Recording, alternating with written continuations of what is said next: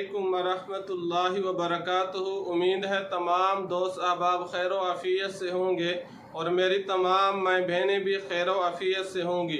रब ताला आपको खुश व खुरम रखे, तमाम किस्म के मसाइब और परेशानियों से रब ताला आपकी और आपके अहल खाना की हिफाजत फरमाए, आमीन।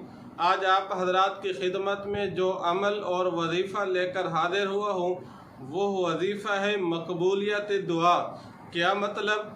आप चाहते हैं कि जब भी मैं रब ताला से दुआ करूं, रब ताला की बारगाह में हाथ उठाऊं तो रब ताला मेरी दुआ को उसी वक़्त कबूल फरमा दे। तो अगर आप इस किस्म की ख्वाहिश रखते हैं तो फिर आपको ये वजीफ़ा और अमल करना पड़ेगा।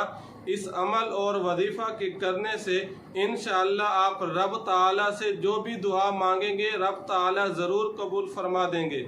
वजीफ़ा और अमल की तरफ बढ़ने से पहले आपसे एक दरख्वास्त और गुजारिश है कि आप हमारे चैनल को सब्सक्राइब कीजिए।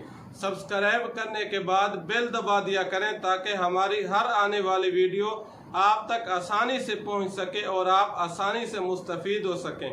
वो अमल और वजीफ़ा जिसके करने से आपकी दुआ उसी वक़्त कबूल हो जाए, वो अमल और वजीफ़ा ये है, जुमा के दिन नमाज असर के बाद 70 मरतबा आयतुल कुर्सी पढ़ लीजिए।